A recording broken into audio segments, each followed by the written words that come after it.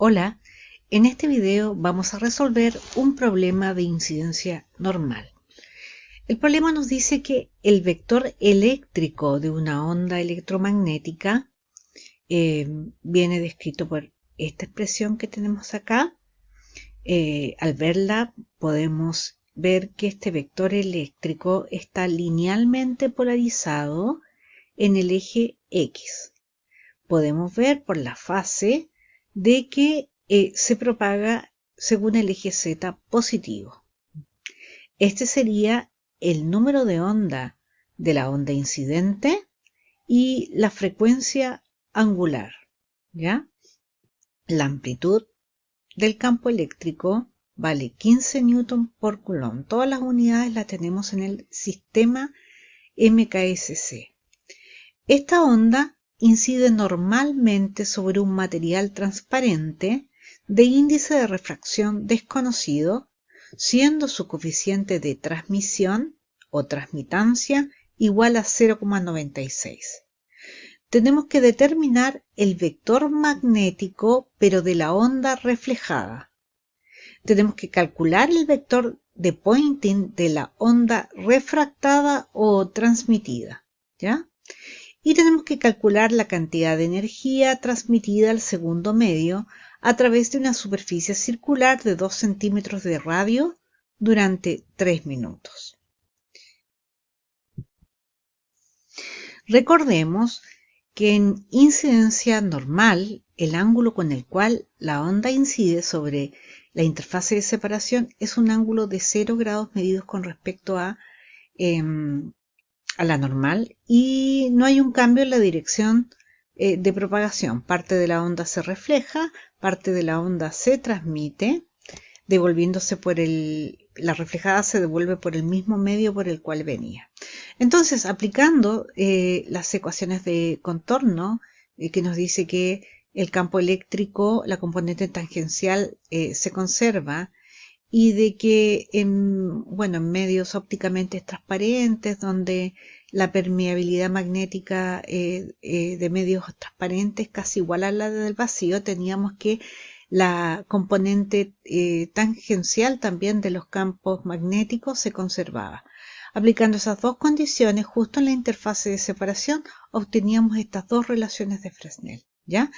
¿Qué nos dice? Relación de Fresnel para la reflexión, que es la amplitud del campo eléctrico reflejado dividido de la amplitud del campo eléctrico incidente. Tenemos que en el numerador llegábamos a que es la diferencia entre los índices de refracción, y en el denominador es la suma, ¿ya?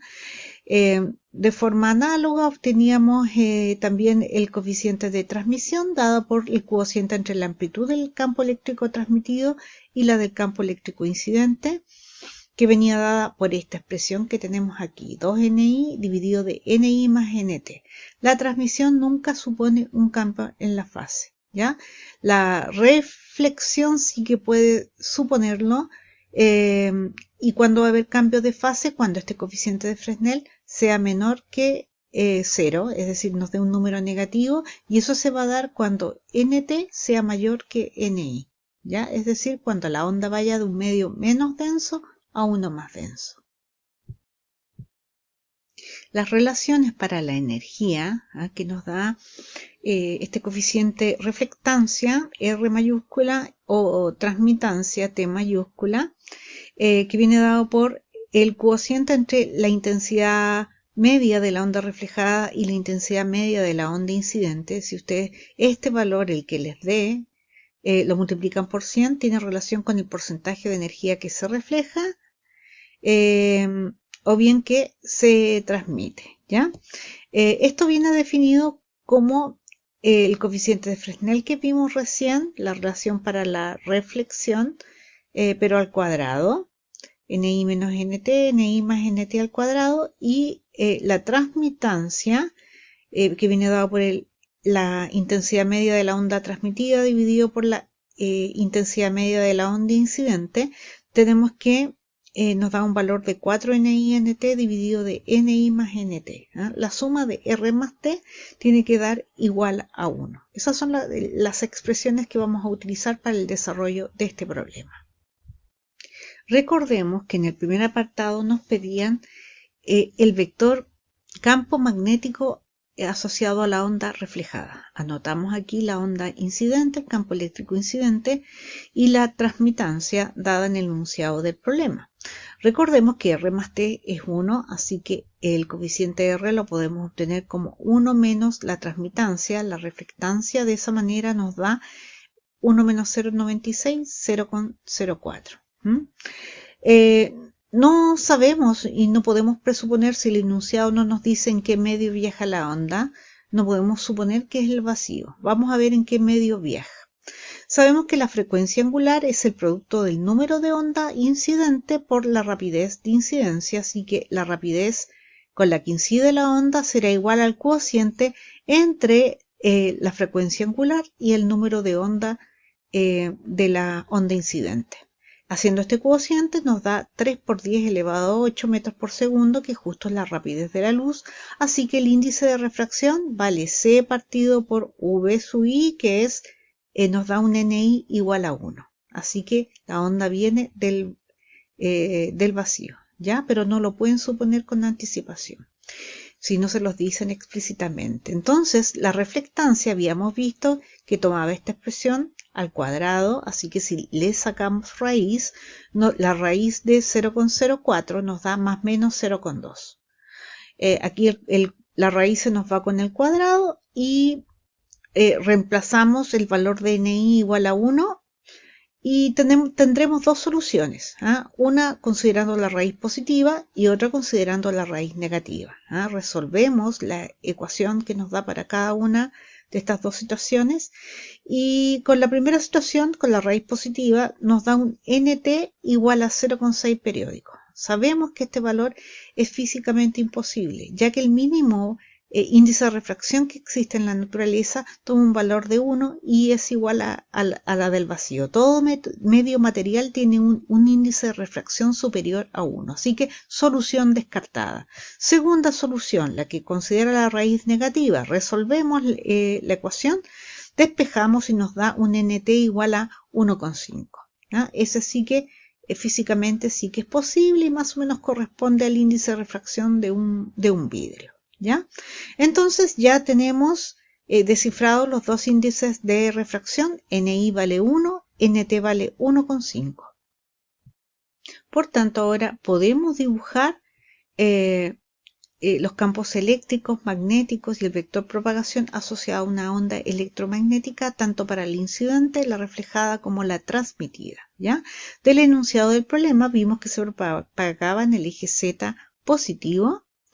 Dibujamos los ejes coordenados cartesianos y además sabemos del enunciado de que el campo eléctrico incidente oscila paralelo al eje X. Por tanto, el campo magnético incidente oscila en la dirección del eje Y positivo. ¿Ya?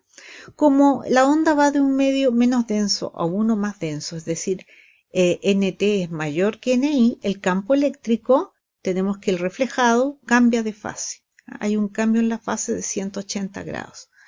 Y recuerden que si hacemos el producto vectorial entre el campo eléctrico y el campo magnético, nos tiene que dar la dirección del vector propagación, por tanto el campo magnético tiene la misma dirección que el campo magnético incidente. ¿Ya? La transmisión no supone un cambio en la fase, así que dibujamos los vectores con la misma dirección, el vector campo eléctrico y el campo magnético, pero es solamente la dirección, las amplitudes cambian. ¿Ok?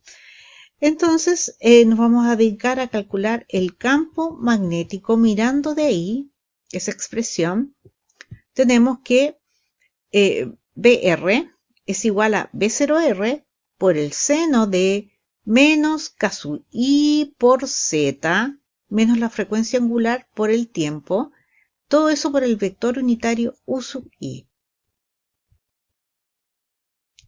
Aquí tenemos la expresión. En esta expresión tenemos que el K sub R es menos K sub I. Así que colocamos aquí menos K sub I, la frecuencia angular es la misma y la única incógnita sería la amplitud del campo magnético reflejado. ¿Ya?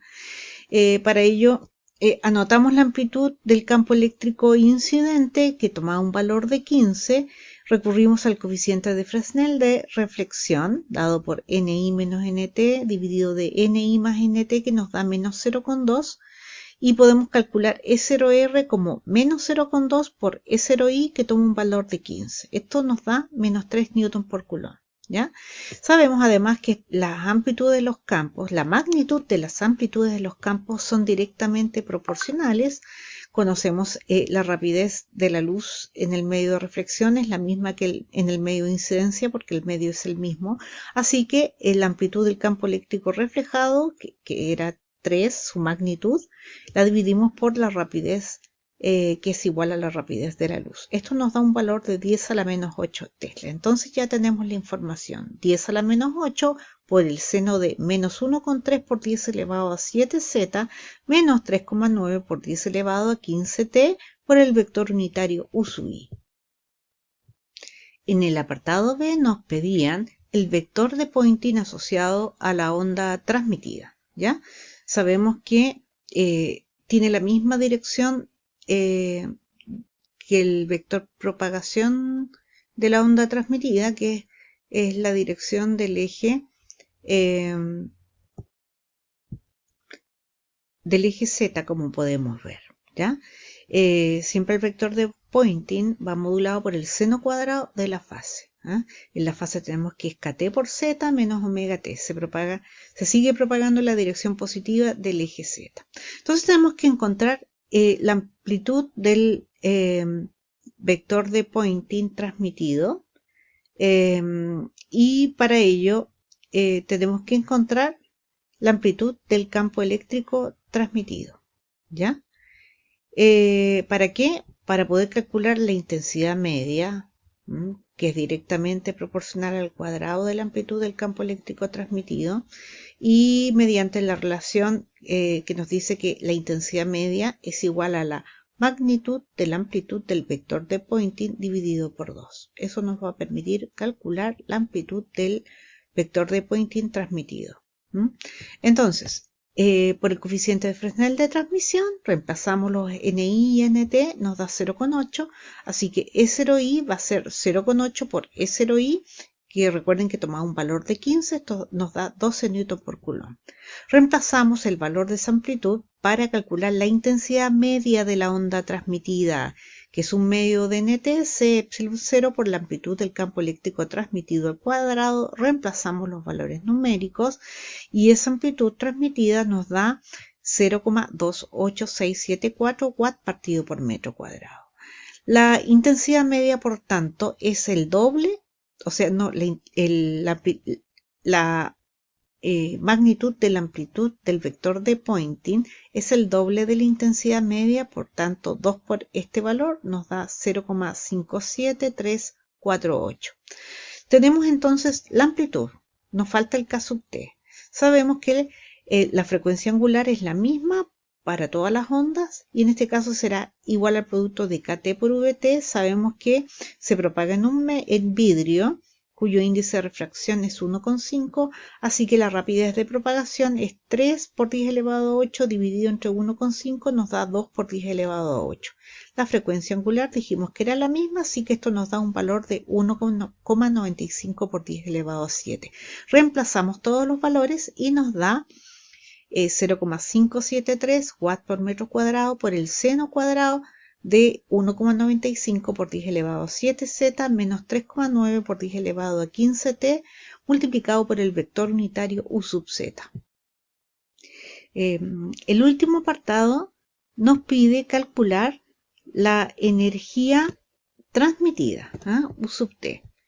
Recordemos que la intensidad media transmitida es energía transmitida por unidad de área y unidad de tiempo.